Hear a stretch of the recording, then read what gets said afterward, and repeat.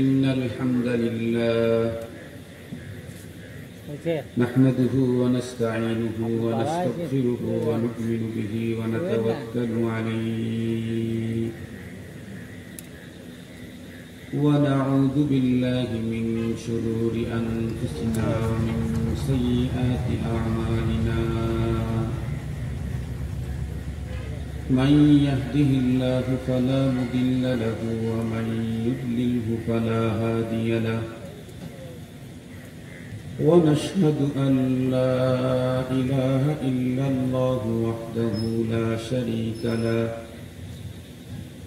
ونشهد أن سيدنا وسندنا وحبيبنا وشفيعنا وطبيبنا وطبيب قلوبنا وأولانا ومولانا محمدا عبده ورسوله الذي أرسله بالحق إلى الخلق بشيرا ونذيرا وداعيا إلى الله بإذنه وسراجا وقمرا منيرا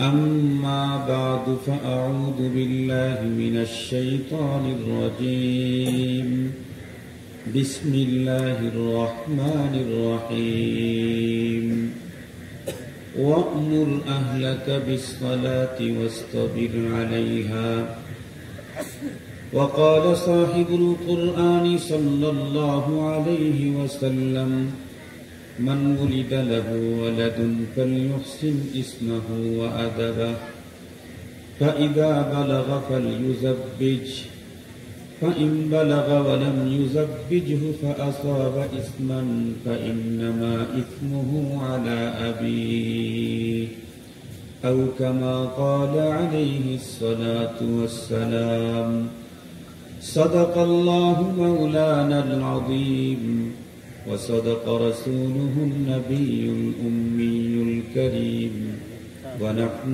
على ذلك لمن الشاهدين والشاكرين والذاكرين والحمد لله رب العالمين اللهم صل على سيدنا مولانا محمد وعلى آله وأصحابه وبارك وسلم اللهم صل على محمد النبي الأمي وعلى آله وسلم تسليما يا رب صل وسلم دائما أبدا على حبيبك خير الخلق كلهم আজ 15 এপ্রিল 2024 ইংরেজি সোমবার মাদ্রাসায়ে দারুল হুদা এর ইন্তজামে আয়োজিত ওয়াজ মাহফিলের শ্রদ্ধাভাজন সম্মানিত সভাপতি মুআজ্জাজ হযরত বুজুর্গ উলামায়ে কেরাম বিভিন্ন দ্বীনি মাদারিস থেকে আগত আজিজ তালাবা বিভিন্ন অঞ্চল মহল্লা থেকে সমাগত সম্মানিত সুধী সর্বপ্রথম মহান আল্লাহ পাকের দরবারে আলিশান লাখ কোটি শুকর যে রব্বে করিম বড় দয়া করে মায়া করে ভালোবেসে রমাদানুল মুবারকের এক মাস সিয়াম সাধনার পর শাওয়ালুল মুকাররমের বরকতপূর্ণ চাঁদে যে চাঁদের মধ্যে 6টি রোজা যদি কোনো মানুষ রমজানের সিয়ামের পরে পালন করে আল্লাহ পাক তাকে সারা বছর রোজা রাখার নেকি দান করেন।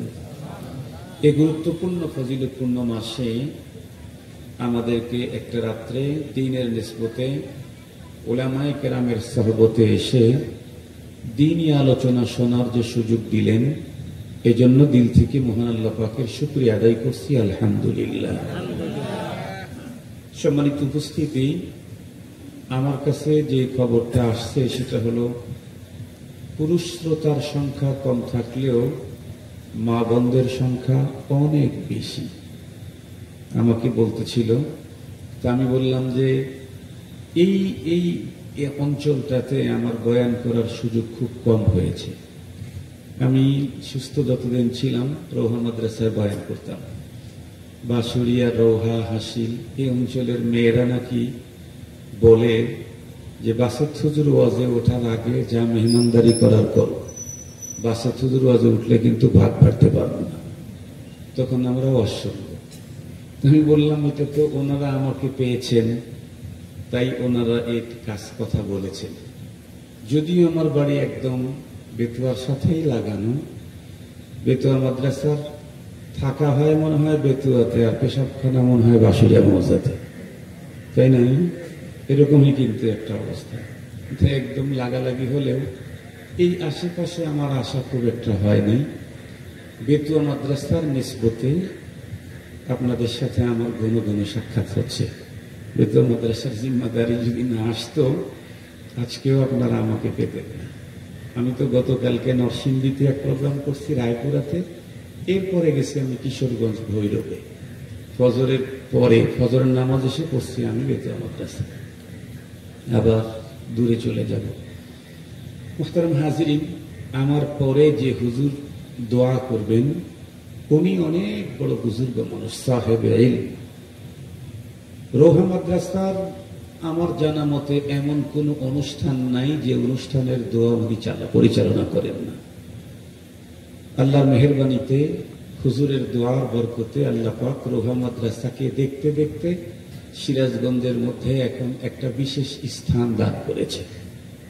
রোহা মাদ্রাসা পড়া লেখা, তালিম, তরবিয়ত, ছাত্র সব দিক থেকে, এমনকি আলহামদুলিল্লাহ স্থাপনা বিল্ডিং এর দিক থেকেও এখন রায়গঞ্জের যত মাদ্রাসা আছে তার মধ্যে সুদর্শন, সুন্দর, দেখতে ভালো, ঢুকলে অন্তর তৃপ্তি পায়, ছাত্র দেখলে অন্তরটা ভরে যায়, এমন মাদ্রাসা এক নম্বরে বললে রোহা মাদ্রাসা কি বলতে হবে রায়গঞ্জের ভিতরে।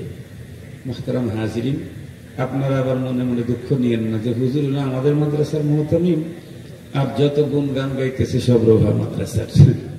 আমাদেরটা ইনশাআল্লাহ, আমি গত জমাতেও বলছি যে আমাদের এক হুজুর ছিলেন চট্টগ্রামের বোয়ালি সাহেব হুজুর, উনি বলতেন আগের গাড়ি আগে যায়। কি বলতেন? আগের গাড়ি আগে যায়। ইনশাআল্লাহ আমরা এটার উপর বিশ্বাসী, আমাদের আগের গাড়ি আগে উঠবে ইনশাআল্লাহ। আল্লাহ তৌফিক দিলে আমাদের আগের গাড়ি আগে উঠবে ইনশাআল্লাহ। তো হুজুর আছেন এখানে, হুজুর বয়স্ক মানুষ, 75+ হুজুরের বয়স, আমার 50+, তাই আমি বসে থাকতে পারি না, কোমর লাগে, কষ্ট হয়। এই জন্য হুজুরকে অনেক টাইম পর্যন্ত রাখা কোনো দরকার নেই। আমি একেবারে সংক্ষিপ্তভাবে 2-3টা কথা বলবো, আশা করি আমার আপনাদের জন্য অনেক ফায়দা হবে। সেটি হলো, বাংলাদেশের খুব কম জায়গা আছে যেখানে গেলে মানুষ আমাদেরকে ইনফরমেশন করে না। যে কোনো জায়গায় ওয়াজে গেলে কিছু মানুষ আমাদের কানে কানে অনেক কথা বলে, কখনো কর্তৃপক্ষ, কখনো সাধারণ শ্রোতা, কখনো এলাকার গুরুত্বপূর্ণ পার্সন আমাদের কাছে এসে বলে যে হুজুর এই এলাকায় এই বিষয়ে ওয়াজ করবেন, এই বিষয়ে ওয়াজ করবেন, অনেক কথা বলে। সবচাইতে বেশি যেই কথাটা বলে সেটা হলো, হুজুর দিন যত গড়াচ্ছে ততই সন্তান পিতামাতা থেকে দূরে চলে যাচ্ছে, এই জন্য পিতামাতার হকের উপরে কিছু গুরুত্বপূর্ণ বয়ান করবেন। এইটা সবচাইতে বেশি আবেদন আসে পিতামাতার হকের উপরে বয়ান করার। আমি কিন্তু আজকে পিতামাতার হকের উপরে বয়ান করব না। আমাদের কওমি মাদ্রাসা শিক্ষাবর্ষের শুরু হলো এই আরবি মাস শাওয়ালুল মুকাররম। আমাদের বেতুয়া মাদ্রাসাতেও আগামী বৃহস্পতিবার থেকে সকল বিভাগের ছাত্র ভর্তি হবে।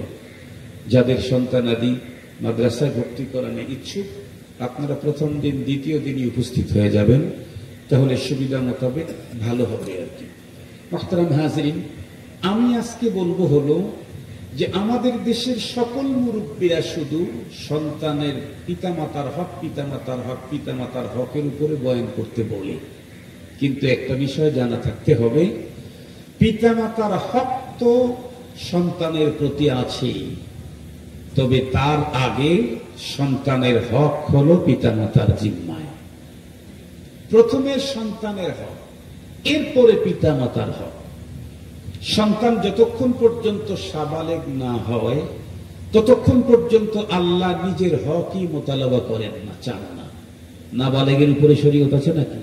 কথা বলেন, না বালেগের উপরে শরীয়ত আছে?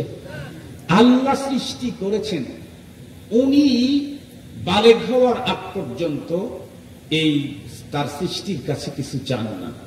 বালেগ হওয়ার আগ পর্যন্ত আল্লাহ নিজের হকই চান নাই। আপনি আর কিসের হক? আপনি বাবা, সন্তানের জিম্মায় আপনার হক আছে, সেটা সন্তান বালেগ হওয়ার পরে। আর আমার আপনার জিম্মায়, আমরা যারা পিতা মাতা, সন্তানের হক আগে। আগে সন্তানের হক, তারপরে পিতা মাতার হক। সন্তানের হক যদি কোনো পিতা মাতা পালন না করে, আদায় না করে, তাহলে ওই সন্তান পিতা মাতার হক আদায় করবে না, এটা তো স্বাভাবিক কথা। আমার কথা কি আপনারা বুঝতেছেন? আল্লাহ মেহরবানিতে, আমি বাবা, আমার জিম্মায় সন্তানের হক আছে। এই হক যদি আমি পালন না করি, তাহলে আমার সন্তান আমার হক আদায় করবে না, এটা স্বাভাবিক কথা। আমি আগে নিজে দেখি আমার সন্তানের হক আমি আদায় করেছি কিনা। আমি যদি আদায় করে থাকি, ইনশাআল্লাহ আমার সন্তান আমার হক আদায় করবেই। এজন্য আজকে আমি সন্তানের হক নিয়ে কথা বলবো, তবে শর্ট টাইম। মুহতারাম হাজিরিন, সুর, কণ্ঠ, তারপরে জোরে আওয়াজ, এগুলি সব শুনেছেন আপনারা। দেখেন না, আমাদের বাড়িতে কিন্তু অনেক আইটেমের মেয়ে মানুষ আছে। কারো বয়স 5 বছর, কারো বয়স 12 বছর, কারো বয়স 20 বছর, কারো বয়স 50 বছর। তো ধরেন ছোট মেয়ে যারা 5 বছর, ওরা খেলাধুলায় লিপ্ত থাকে। 12 বছর, 15 বছর, 17 বছরের যে মেয়েগুলি, সেটা আমার মেয়ে হোক আর ভাস্তি হোক, আর পুত্রবধূ হোক আর ভাতিজার স্ত্রী হোক, এরা কিন্তু দেখবেন এরা সবসময় বেশি সাজসজ্জা করে। সবসময় এদের কাপড় চোপড় সুন্দর, মুখে অনেক কিছু লাগায়, ঠোঁটে লাগায়, চোখে লাগায়, সাজসজ্জা করে। ওই বাড়িতেই আরো একটা মেয়ে আছে, 2টা মেয়ে আছে, সেটা হলো তার শাশুড়ি, তার দাদি শাশুড়ি। এরাও কিন্তু মেয়ে। এরা সাজসজ্জা করে নাকি? কথা বলেন, এরা কি সাজসজ্জা করে? প্রতিদিন চুনু লাগায়, প্রতিদিন চোখে সুরমা লাগায়, প্রতিদিন ঠোঁটে কালার লাগায়? না, এরা কালার লাগায় না। এদের কালার লাগানোর টাইম চলে গেছে। যারা নতুন আসছে তারা সবসময় ফেস ওয়াশ ব্যবহার করে, এরপরে কত কিছু লাগায়। কেন? এরা আসতে জানে যে আমাকে এই যে নিয়ে আসতেন তার কাছে আকর্ষণীয় করে তুলে ধরতে হবে, আমার প্রতি যেন তার ভালোবাসা থাকে, আমার প্রতি যেন তার আগ্রহ থাকে। এই জন্য সে নিজেকে পরিপাটি করে রাখে।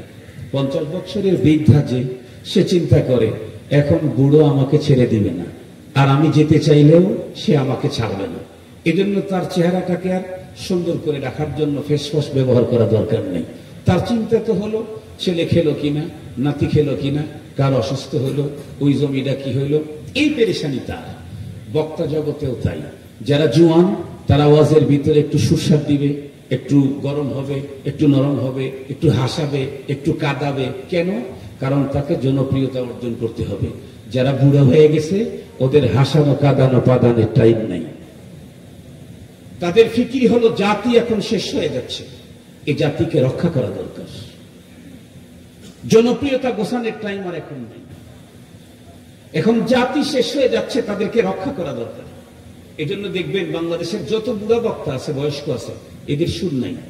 এক সময় সুরে সুরে সুরে সুরে পাগল করেছে, এখন আর সুর দেয় না। কেন? এখন মুরব্বীর কাতারে ওই যে বাড়ির দাদি আর মার যে ফিকির, বয়স্ক বক্তার সে ফিকির। আমি এখন বয়স্কদের সিরিয়ালে 50 আপ বয়স। এই জন্য আমি সুরসার ছাড়া কথা বলবো, তবে খুব গুরুত্বপূর্ণ কথা। সন্তানের অনেকগুলি হক আমার জিম্মায় আল্লাহ দিয়েছেন, এটা পালন করা আমার জন্য ফরজ।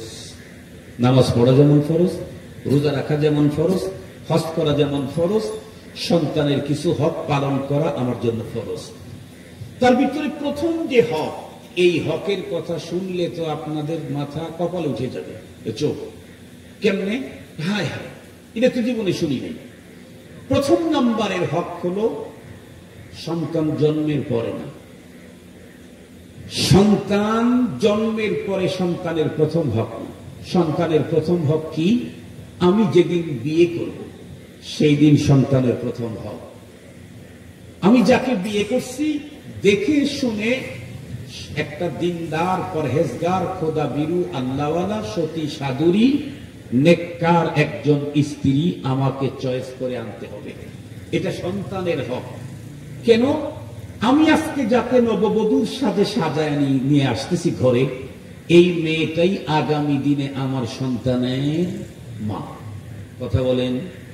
আমি যাকে আজকে লাল শাড়ি পরায়া, বেনারসি পরায়া, অনেক সুন্দর করে বিউটি পার্লারে সাজায়া আমার বাসর ঘরে নিয়ে আসলাম, এই মেয়েটি আগামী দিনে আমার সন্তানের মা।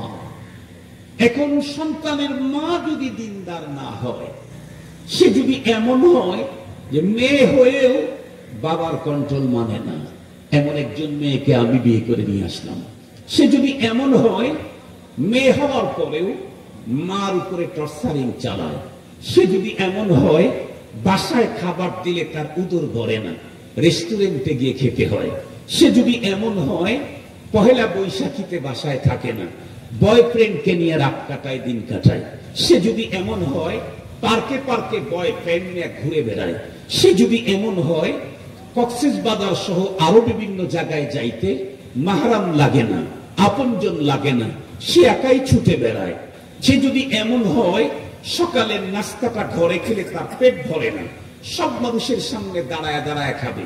দেখেন নাই যে হাইওয়ে বিলাতে দাঁড়ায় দাঁড়ায় খাওয়া এখন সভ্যতা। আমাদের এক হুজুর বলতেন, আরে দাঁড়ায় খাওয়া যদি সভ্যতা হয় তাহলে তো তোমার চাইতে আমার বাড়ির গরুটা বড় সভ্য, কারণ তুমি তো ছোটবেলায় বসে বসেই খেয়েছো, দাঁড়ায় খাওয়া শুরু করছো কলেজ লাইফে গিয়া, আর গরু জন্মের পরে কোনোদিনও বসে খায় নাই, সারাদিন দাঁড়ায় গেছে। দাঁড়ায় খাওয়া যদি সভ্যতা হয়, তোমার চাইতে আমার বাসার গরুটা বড় সভ্য। এরপরেও এখন দাঁড়ায় খাওয়া স্টাইল। মুহতারাম হাজিরিন, খুব ভালো করে বুঝবেন, এই স্বভাবের কোন নারীকে যদি আমি বিয়ে করে নিয়ে আসি, ওর পেট থেকে যে সন্তানটা জন্ম নেবে, ও যদি ছেলে সন্তান হয়, আপনাদের কি ধারণা? ওর মা মেয়ে হওয়ার পরেই বাবার কন্ট্রোল মানে নাই, মায়ের উপরে চোখ রাখিয়েছে, ঘরে খেলে উদর ভরে নাই, বয়ফ্রেন্ডকে নিয়ে দেশ বিদেশ সফর করেছে, ওর ঘর থেকে যেই সন্তান জন্ম নিবে, এই সন্তানকে হাজার খতম কোরআন আর দুই কানে দিলেও কোনোদিন চরিত্রবান হওয়ার সম্ভাবনা নাই, কখনোই চরিত্রবান হওয়ার সম্ভাবনা নেই। মুহতারাম হাজিরিন, এই জন্য সন্তানের প্রথম হক, সন্তানের জন্য একটা দিনদার, পরহেজগার, সতী সাধুরী, চরিত্রবতী মাকে সিলেকশন করতে হবে। আমি যদি শুধু রূপ দেখে, আমি যদি তার ফ্যাশন দেখে, আমি যদি তার যোগ্যতা দেখে, আমি যদি তার ডিগ্রি দেখে, আমি যদি তার সম্পদ দেখে, আমি যদি তার বংশ শুধু দেখলাম, বিয়ে করে নিয়ে আসলাম, কিন্তু চরিত্র আগেরটা, তাহলে এর পেট থেকে যে সন্তান জন্ম নিবে, সেই সন্তানের দ্বারায় বার্ধক্য অবস্থায় আমি কিছু পাবো, কখনোই তা সম্ভব হবে না। মুহতারাম হাজিরিন, খুব ভালো করে কথাটা বুঝবেন। এখন এ কারণে রাসূল করিম সাল্লাল্লাহু আলাইহি ওয়াসাল্লাম আমাদেরকে ইনফরমেশন করেছেন। নবীজি বলেন, তুনকাহুল মারআতু লিআরবাঈন। আরব পুরুষেরা চার জিনিস দেখে বিয়ে করে। আরবের পুরুষেরা বিয়ে করতে চারটা জিনিস দেখে। এটা আমাদের নবীজি বলেছেন 1500 বছর আগে। এখনকার আরবের পুরুষেরা কি দেখে জানি না। সেই সময়ের আরবের পুরুষেরা চার জিনিস দেখে বিয়ে করত। লিমালিহা, নবীজি বলেন সম্পদ দেখত। জামালিহা, সৌন্দর্য দেখত, সৌন্দর্য মানে বাইরের সৌন্দর্য, চেহারা। এরপরে হাসাবিহা, তার বংশ দেখত। এরপরে নবীজি বলেন দীনিহা, তার দিন দেখত। নবীজি বলেন চার জিনিস দেখে বিয়ে করে আরবের পুরুষেরা। আমি রাসূল তোমাদেরকে বলছি, ফাজফার বিজাতিদ দ্বীন, আমি তোমাদেরকে বলবো এখানে চারটার ভিতরে কমন হলো একটা, কমন হলো একটা, জরুরি হলো একটা, সেটা হলো দিন দেখো। দিন আছে, সৌন্দর্য আছে, আলহামদুলিল্লাহ। দিন আছে, সৌন্দর্য আছে, টাকাও আছে, তাহলে আরো আলহামদুলিল্লাহ। দিনও আছে, সৌন্দর্য আছে, টাকাও আছে, বংশ উন্নত মানে, তাহলে আরো আসল আলহামদুলিল্লাহ। টাকা আছে, সৌন্দর্য আছে, বংশ আছে, মাগার দিন নাই। নবীজি বলেন খবরদার তার কাছে যেও না। কেন? দিনহীন কোন নারীকে তুমি নিয়ে আসলে শুধু তুমি মুসিবতে পড়লা তা না, পরবর্তী প্রজন্মকে একটা বিপদগামী করে দিলে এবং এবং এর কারণে একটা মাত্র ব্যক্তির কারণে তোমার ফ্যামিলিতে যদি অনেক সুখ ছিল, অনেক শান্তি ছিল, একজনের কারণে টোটাল ফ্যামিলির শান্তি মুহূর্তের ভিতরে ভেস্তে যেতে পারে। যেটা আজকে বাংলাদেশের ম্যাক্সিমাম ঘরের মানুষগুলি এখন ধুকে ধুকে এগুলি আঁচ করতেছে।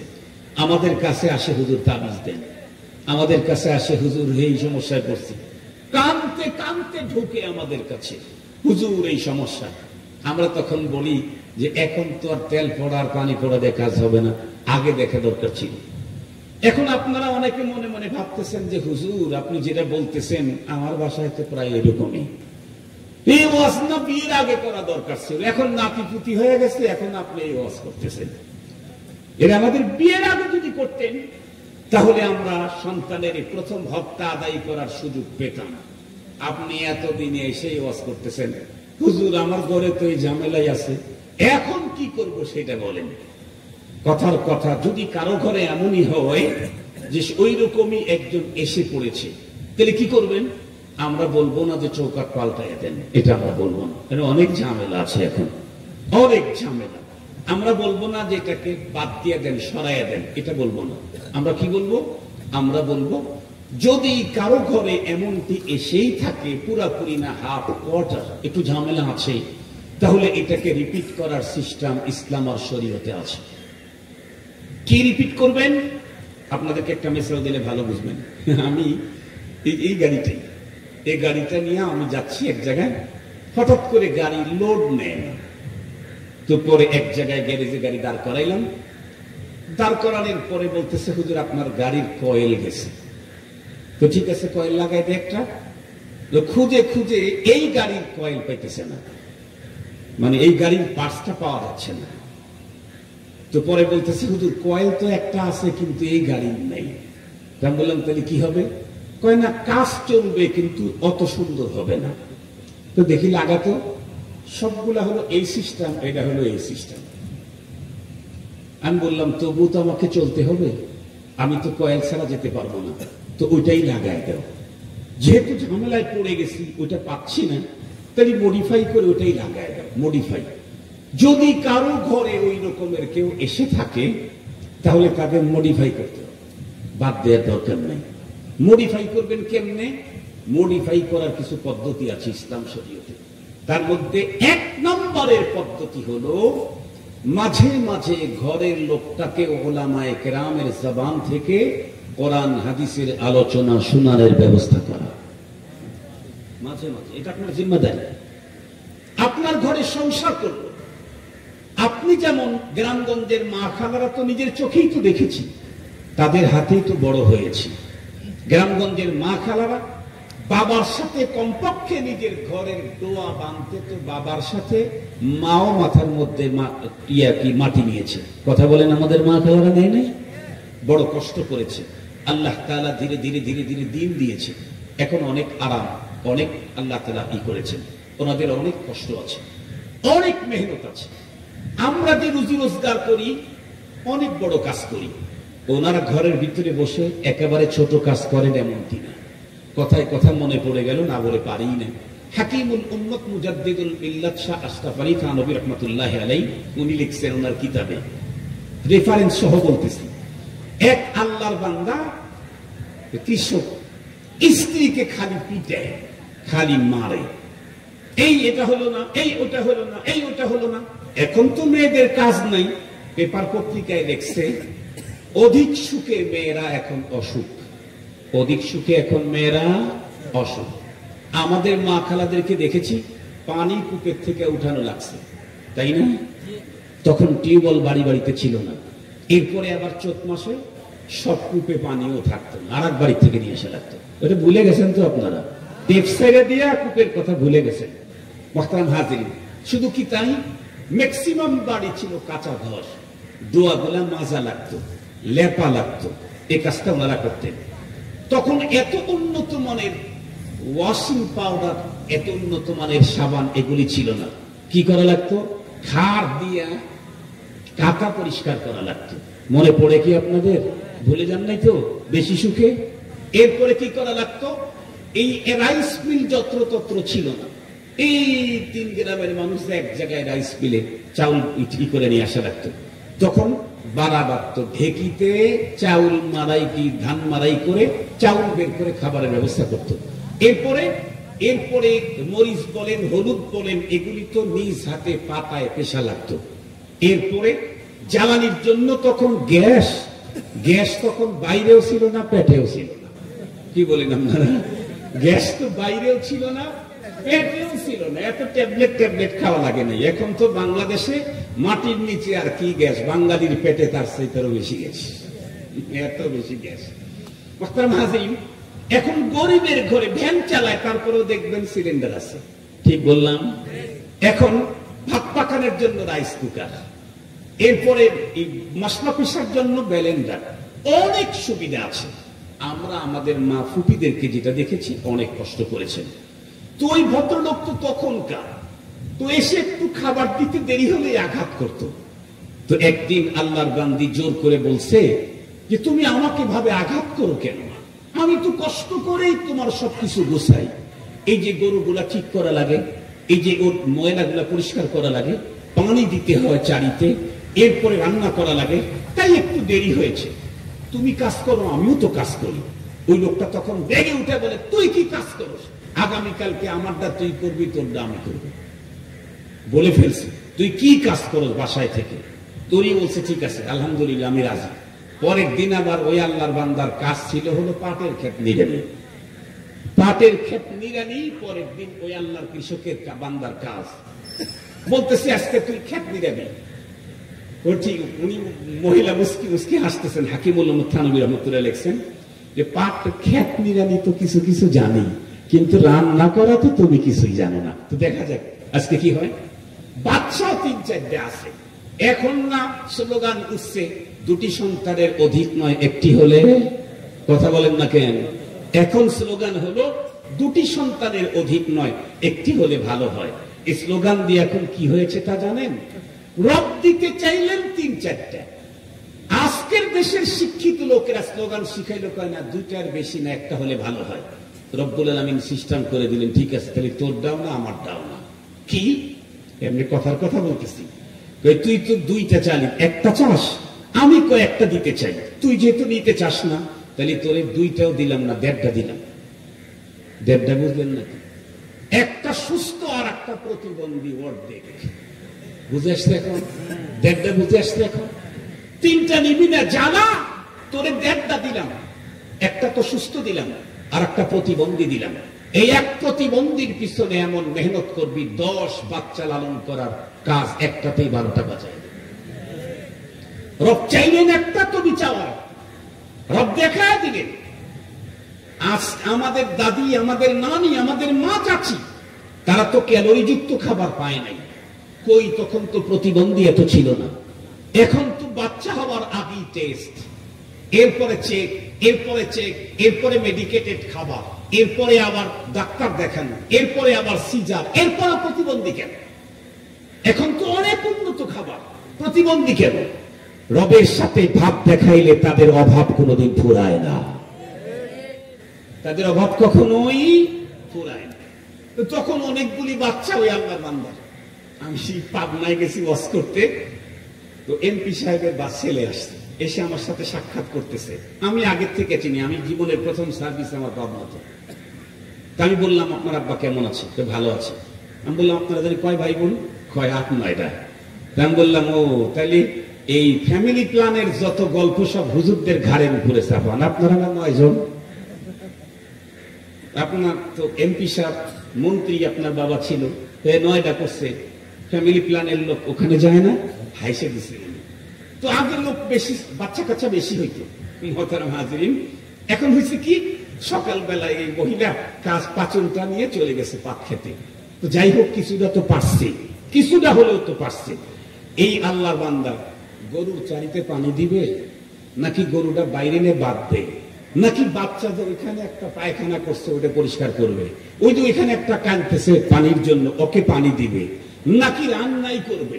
রান্না করা শুরু করছে তখন তো গ্যাস সিলিন্ডার না, ওই তো জাবা জুবা দিয়ে রান্না। ধোঁয়া যখন শুরু হয়েছে চোখ লাল, মনে হয় মার্ডার করে আসছে, চোখ লাল হয়ে গেছে। রান্না ভাত তো ভাত হয় নাই, খিচুড়িও হয় নাই, অর্ধেক সিদ্ধ হয়েছে অর্ধেক সিদ্ধ হয় নাই, তরকারির কাছেই যেতে পারে নাই। বাচ্চা দুটা থাবড়ায় ওখানে কান ফাটায় দিয়ে রাখছে, গরু পিটাইতে পিটাইতে ঠ্যাং একটা ভেঙে দিয়ে রাখছে। দুপুরের সময় আল্লাহর বান্দি ভাব নিয়ে আসছে, এসে বলে কই খাবার দাবার কই রেডি আছে তো, খাবার দাবার কই রেডি আছে তো। আল্লাহর বান্দা তখন ফেল ফেল করে স্ত্রীর চেহারার দিকে তাকায় বলে, ওগো আসলে তুমিও অনেক কাজ করো, সরি, আর তোমাকে কোনোদিন বকা দিতে যাব না। তুমি যে এত কাজ করো, আমার তো একটা কাজ ছিল আজকে, সেটা হলো খেতনিদারি। তোমার কত কাজ, গরু ঠিক করো, এটা পরিষ্কার করো, ওটা পরিষ্কার করো, রান্না করো, সন্তানদেরকে দেখো, এই কাজ করে সেই কাজ করো। মা বোনদের অনেক কাজ। সঙ্গত কারণেই শুধু দুনিয়াতে সুখ দেওয়ার চেষ্টা করলেই হবে না। আমার ঘরে যেই স্ত্রী এসেছে সে যেন মরণের পরে কবরের জগতে সুখে থাকে, এই জন্য তাকে দ্বীন শিখাবার জন্য, ধর্ম শিখাবার জন্য, ইসলামের উপরে চলার জন্য হক্কানি উলামায়ে কেরামদের বয়ান মাঝে মাঝে শোনার ব্যবস্থা করতে হবে। মনে থাকবে ইনশাআল্লাহ? এক নাম্বার।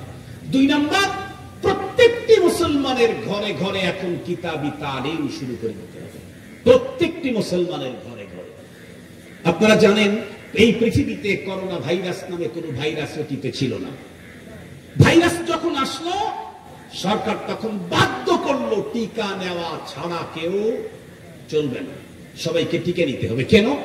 ভাইরাস যেহেতু প্রতিটি গ্রামে গঞ্জে সব জায়গায় ঢুকে পড়েছে, এজন্য আত্মরক্ষার জন্য টিকা এখন বাধ্যতামূলক। একটা সময় আমাদের দেশে নাস্তিকতার এত উত্তাপ ছিল না, একটা সময় আমার দেশে উলঙ্গপনার এত উত্তাপ ছিল না, একটা সময় আমার দেশে ধর্মহীনতার এত উত্তাপ ছিল না। একটা সময় তো দেখেছি আমাদের বাংলাদেশের হুজুরেরা অনেক বক্তব্য দিতেন, কারো বক্তব্যের উপরে কখনোই কেউ আলোকপাত করা, এটাকে ধরা, এ নিয়ে অ্যাকশনে যাওয়া, তা আমরা কখনো দেখি নাই।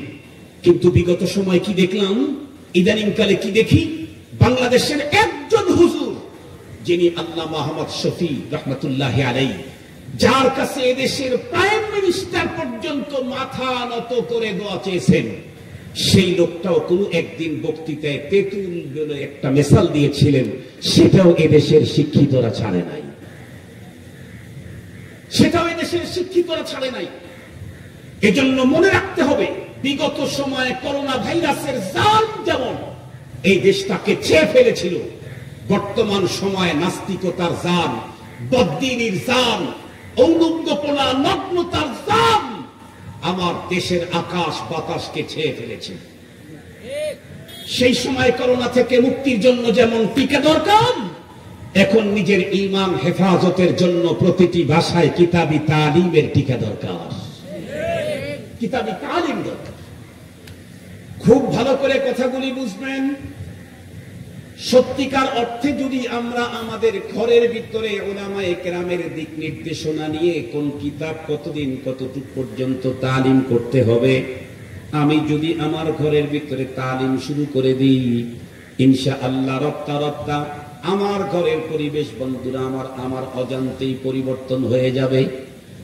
যেই ঘরের ভিতরে অশান্তির দাবানল, ওই ঘরের ভিতরেও যদি আল্লাহর কোরআন তেলাওয়াত শুরু হয়, সহিহ হাদিসের বর্ণনায় এসেছে, কোরআনে পাকের তিলাওয়াত যেই জায়গায় হয় শুদ্ধভাবে, ডাইরেক্ট আল্লাহ পাকের আরশ থেকে নূর ওই জায়গায় ঢুকতে থাকে। কোরআনে পাকের শুদ্ধ তেলাওয়াত যে ঘরে হয়, ওই ঘরের ভিতরে রহমতের ফেরেশতাগুলি সিরিয়াল ধরে ঢুকতে থাকে। লম্বা কথা বলা বন্ধুরা আমার, বলতে গেলে সময় পাস হয়ে যাবে, এই জন্য ওদিকে যেতে চাই না, সংক্ষেপে কথা শেষ করে দিতে চাই। শুনলে বড় অবাক হবেন, লন্ডনের একটা ঘটনা আমি প্রায় বলি। গত বছরও আমি যখন সুনামগঞ্জে গেলাম, যাওয়ার পরে এক আল্লাহর বান্দা লন্ডন প্রবাসী আমার গাড়ির ভিতরে উঠে বললেন, হুজুর লন্ডনের যেই ঘটনা আপনি বক্তৃতার ভিতরে বলেন, এই ঘটনাটা আমি যেই স্টেটের মধ্যে থাকি সেই স্টেটেরই এই ঘটনা। লন্ডনের এক স্কুলের ভিতরে স্কুলের টিচারেরা ছাত্রদেরকে জিজ্ঞাসা করতেছে, তাদের ম্যান্ডেট যাচাইয়ের জন্য জিজ্ঞাসা করতেছে, তোমরা কে কি হতে চাও? এক এক করে জিজ্ঞাসা করছে, ওকে জিজ্ঞাসা করে তুমি কি হতে চাও? সে বলে আমি ডাক্তার। আর একজনকে বলে তুমি কি হতে চাও? বলে আমি ডক্টর। তুমি কি হতে চাও? আমি ব্রিগেডিয়ার। তুমি কি হতে চাও? Lieutenant colonel. তুমি কি হতে চাও? আমি রাজনৈতিক নেতা। তুমি কি হতে চাও? আইনজীবী। তুমি কি হতে চাও? আমি চিকিৎসক হতে চাই। এক একজন এক এক কথা যখন বলতেছিল, এক পর্যায়ে জিজ্ঞাসা করতে করতে এক কর্নারে একটা বাচ্চা আছে, তাকে যখন জিজ্ঞাসা করছে বাবা তুমি কি হতে চাও, লন্ডনের স্কুলে পড়া ওই ছোট্ট বাচ্চাটি তখন টিচারকে উত্তর করলো আমি সাহাবী হতে চাই। লন্ডনে পড়া, লন্ডন চিনেন? লন্ডন ওই রাষ্ট্র যেই রাষ্ট্রের পুরুষেরা দেহটাকে কমপ্লিট কাপড়ে আবৃত করে ঢেকে রাখে, আর মেয়েরা হাফ প্যান্ট আর স্যান্ডা গঞ্জি গায়ে দিয়ে রাস্তায় চলে। এ হলো লন্ডন।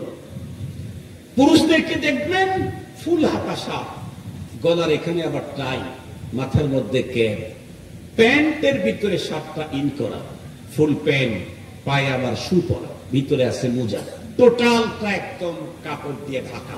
নারী একেবারে হাফ প্যান্ট না, 3 কোয়ার্টার না, শুধু কোয়ার্টার প্যান্ট, আর পরনের ভিতরে দেহের উপরের অংশে একটা স্যান্ডো গেঞ্জি।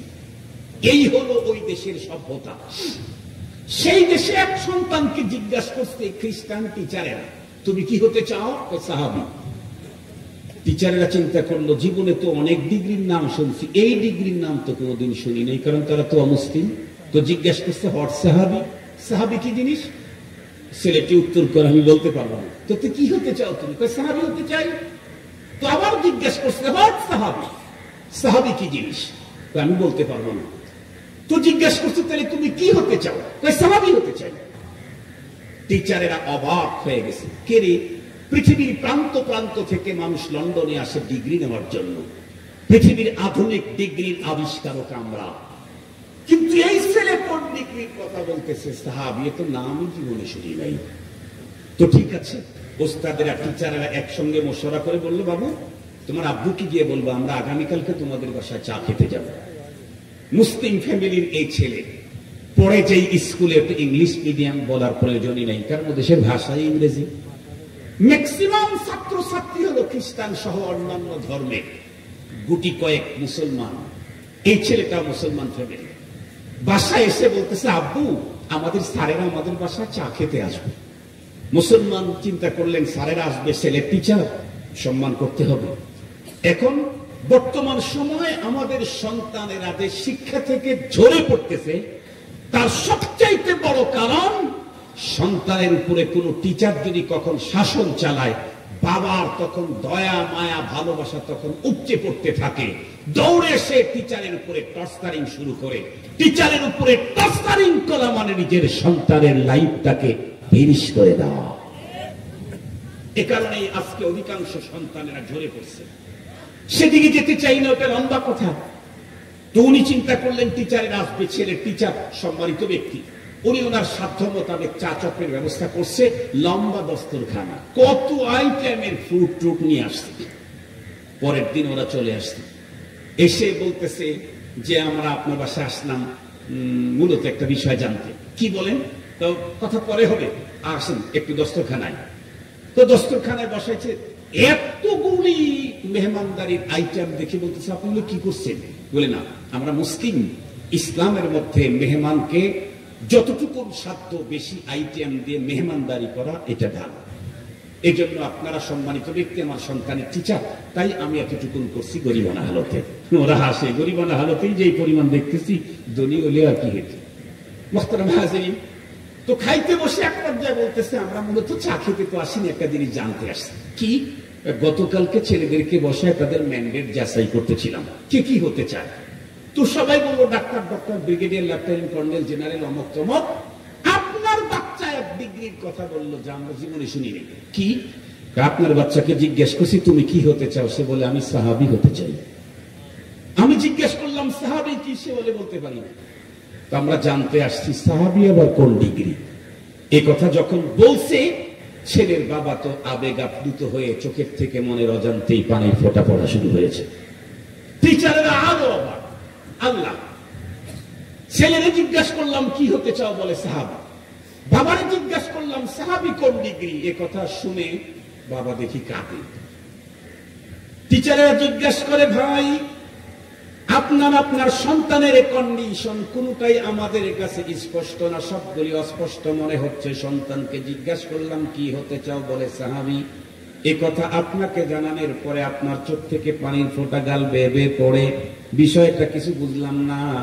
উনি তখন উত্তর করে ভাই আমার সন্তান সাহাবী হতে চেয়েছে, এ কারণে আমি আবেগ আপ্লুত হয়ে কেঁদে দিয়েছি।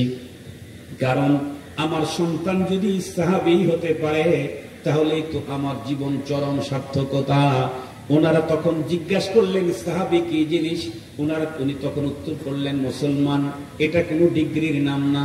তাহলে এটা কি, বলে এটা হলো এই পৃথিবীর একটা পূত পবিত্র কাফেলা জামাত আর দলের নাম। সেই দলের লোকেরা কোথায় থাকে? উত্তর করলেন ওনারা ছিলেন, এখন তামাম ওয়ার্ল্ডে একজনও নাই।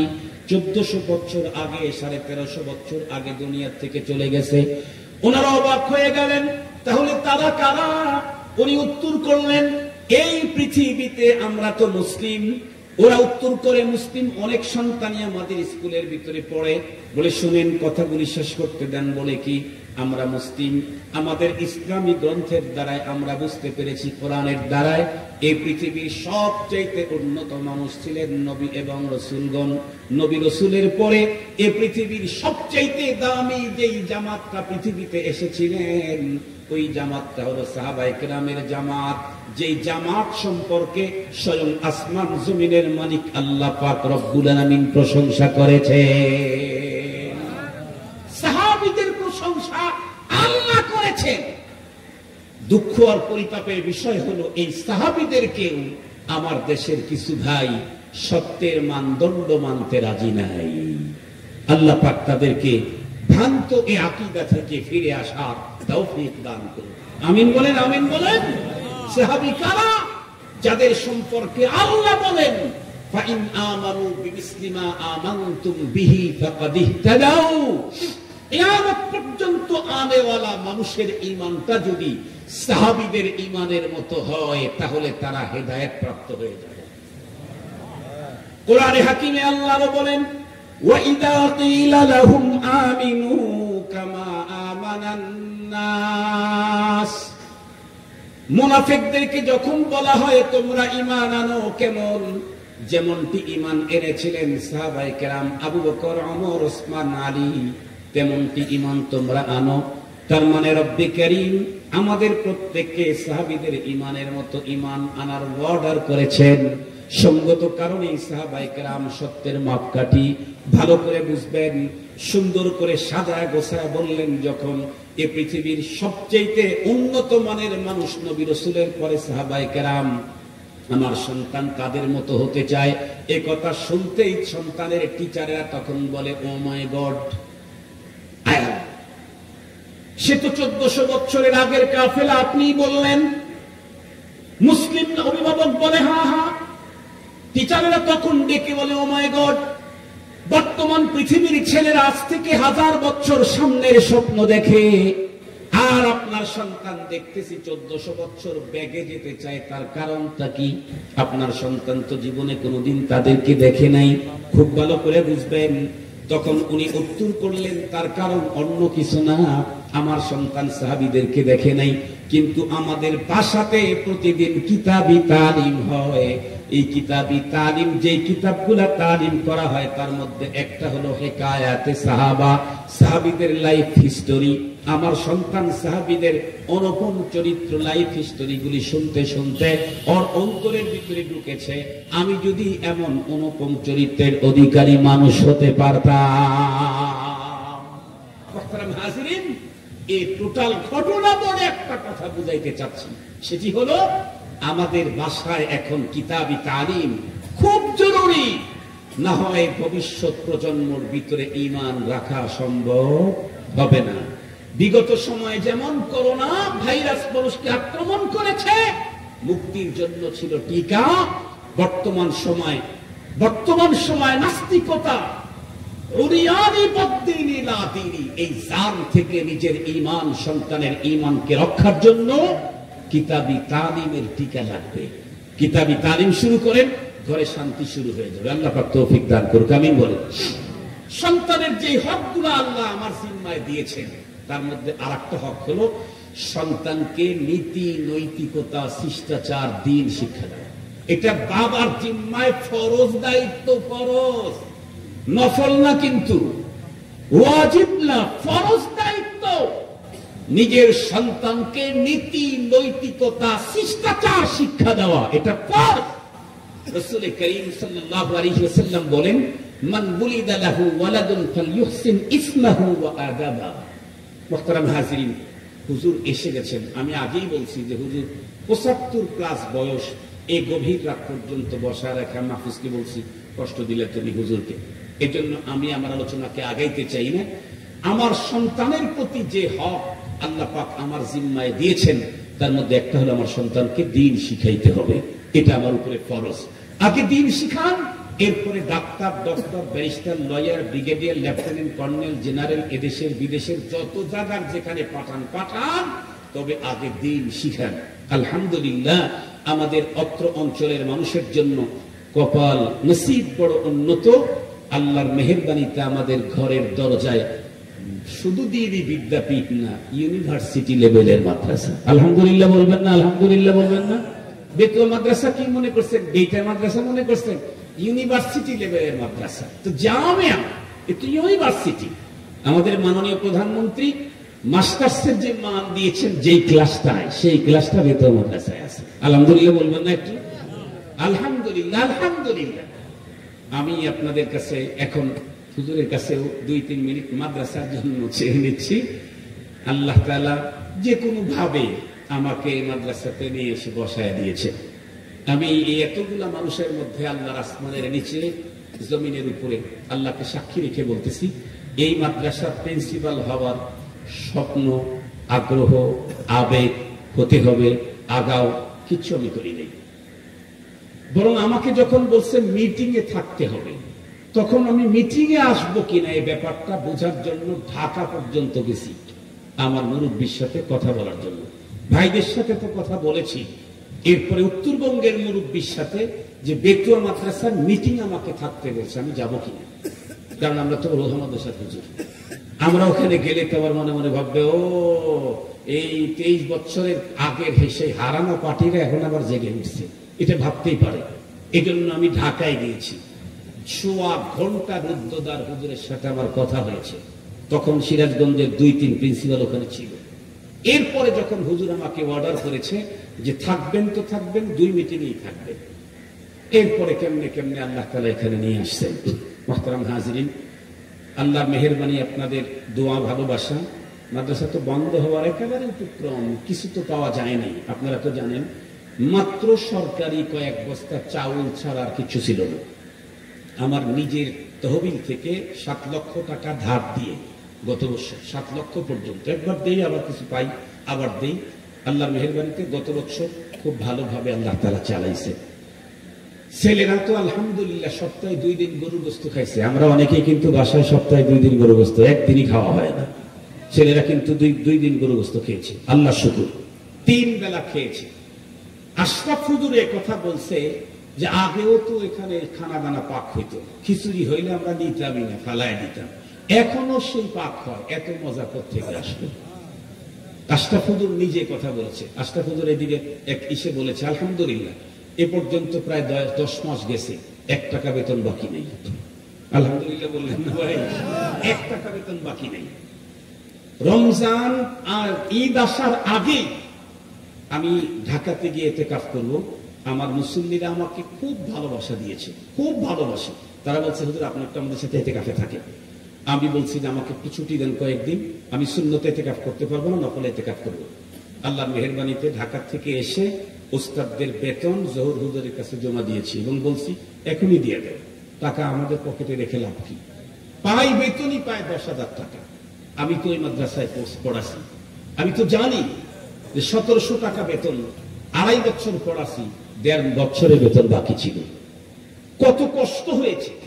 বাচ্চা অসুস্থ, হাসপাতালে নেওয়ার টাকা নাই, এ কষ্ট আমার জানা আছে।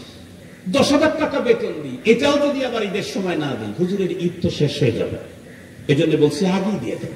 আলহামদুলিল্লাহ আপনাদের দোয়া, ভালোবাসা, আল্লাহর দয়া, মেহেরবানিতে, আল্লাহর মেহেরবানিতে 100% হয়েছে। এইবার এখন একটু শক্ত দোয়া করতে হবে। আমি তো যখন জরুরি কাজ, বড় কাজ, তখন আমি দুর্ঘটনায় আক্রান্ত হয়ে 3 মাস প্রায় হাসপাতালের দিকে, বাড়ির থেকে যাই আর হাসপাতালে যাই ড্রেসিং করে আসি। এই ভাঙ্গা ঠ্যাং নিয়েও আলহামদুলিল্লাহ কিছু মানুষের কাছে মাদ্রাসার জন্য গিয়েছি, কিছু ফায়দা হয়েছে। ইনশাআল্লাহ মাদ্রাসা ঠেকবে না, ইনশাআল্লাহ, ইনশাআল্লাহ। আমার কৃতিত্ব না, ও মকবুল ইদারা, মকবুল প্রতিষ্ঠান, আল্লাহর দয়ার কারণে মাদ্রাসা চলবে ইনশাআল্লাহ। আপনাদেরকে এখন একটু দোয়া করতে হবে। আল্লাহ, মাহফিলটা যেমন হয়েছে, মানুষ কি বলছে? আমাদের এলাকার মানুষ তো বলছে এটা মাহফিল না, এটা হলো ইস্তেমা। আর একেবারে মূর্খ মানুষ যারা, তারা বলছে হায় আল্লাহ, বেতুয়া মাদ্রাসায় মাহফিল হয়, এটা হাসরের মাঠ হয়ে গেছে, হাসরের মাঠ বলে গেছে। ওই রকম যেন আল্লাহ তাআলা দিনদার নেককার ছাত্র যেন আমাদের মাদ্রাসায় আল্লাহ যেন পাঠায়। আমরা যেদিকে তাকাই সেদিকে যেন ছাত্র আর ছাত্র দেখতে পাই। দিনদার ওস্তাদ, দিনদার ছাত্র দিয়ে আল্লাহ তাআলা আমাদের এই প্রতিষ্ঠানটাকে আগামী দিনের সামনের দিকে নিয়ে যান। এজন্য আপনাদের প্রত্যেকের দোয়া, সহযোগিতা, ভালোবাসা অত্যন্ত জরুরি, অত্যন্ত জরুরি। আমি আপনাদের প্রত্যেকের জিম্মাদার হিসাবে, ক্ষণিকের জিম্মাদার হিসাবে। ক্ষণিকের জিম্মাদার কেন বলি তা জানেন? হয়তো হায়াত থাকতে এখান থেকে চলে যাওয়া লাগতে পারে, আর হায়াত থাকতে যদি চলে নাও যাই, মরণ তো একদিন আমাকে সরায়া দিবেই দিবে। কথা বলেন না কেন ভাই? মরণ তো একদিন এখান থেকে আমাকে সরায়া দিবেই দিবে। তখন তো আর এই জন্য ক্ষণিকের জিম্মাদার হিসেবে আপনাদের কাছে মাদ্রাসার সহযোগিতা, ভালোবাসা, এবং আপনারা মাদ্রাসায় যাবেন। আমি বলেছি গত জুমাতে পশ্চিম পাড়া আসছিলাম, যখন তখন গিয়ে আপনারা হিসাব দেখবেন, যেটা আগে ঝামেলা ছিল, এটাই বড় ঝামেলা ছিল। যখন তখন গিয়ে হিসাব দেখবেন। আমার পেরেশানি নেই, আমি যা কালেকশন করি সাথে সাথে নিয়ে এসে মাদ্রাসায় হুজুরের কাছে জমা দিই। হুজুরে যেই পাইছিলেন রেখে দেন, আমার পকেটে মাদ্রাসার কোনো টাকা থাকে না। কালকে জিজ্ঞেস করলাম, এই যে ইসে যে আসছে রশিদে আমি যা জমা দিয়েছি ঠিক আছে তো?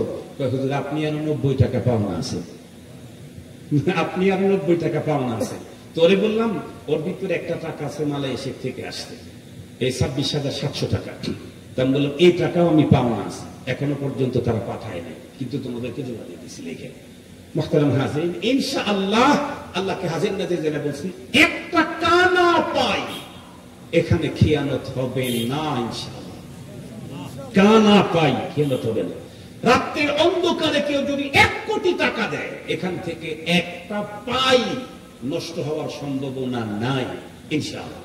এই জন্য আপনারা এখন সহযোগিতা করবেন দিল খুলে, একেবারে অন্তর থেকে, অনেক ভালোবাসা দিয়ে। আমি আপনাদের কাছে বেতুয়া মাদ্রাসার কথাই বললাম, যে মাদ্রাসার ওয়াজে আসছে সেই মাদ্রাসার কথা তো কিছু না বললে কেমন হয়। এই মাদ্রাসা বালক বালিকা 2 শাখাই মনে হয়, তাই না মাহফুজ? বালক বালিকা, হ্যাঁ 2 শাখা আছে, মেয়েদের 3 শাখা। ও 3 শাখা ক্যাডেট আছে। বালকদের মাদ্রাসা কি বালকদের মাদ্রাসা আছে এখন, সব শুরু হয়নি, আপাতত 2 শাখা আর কি। ছেলেদের পড়ানোর ক্যাডেট শাখা আছে, মেয়েদের পড়ানোর আছে। আমরা আমাদের ছেলেদেরকে মেয়েদেরকে এখানে শিখাই দেব। মুহতারাম হাজিরিন, আমি পাশের মাদ্রাসার হুজুর হইয়া এই মাদ্রাসার জন্য ছাত্র চাইতেছি। আপনারা মনে ভেবেন না হায় হায় হুজুর তো বোকা, নিজের ছাত্র না আসা আর একজনের ছাত্র চাইলে এখানে যারা আইব সেটা ওখানে যাবে না, আর ওখানে যারা যাবে সেটা এখানে আসবে। এখানকার পড়া হলো ভিন্ন, এখানকার পড়া ভিন্ন। বরং ক্যাডেটে পড়ার পরে এখানের কিছু প্রোডাক্ট আমাদের ওখানে যাবে ইনশাআল্লাহ। আল্লাহ তাআলা আমাদের সকলকে আলোচিত কথা বুঝা, এর উপরে আমল করার তৌফিক দান করুক। ওয়া আখিরু দাওয়ানা আলহামদুলিল্লাহি রাব্বিল আলামিন।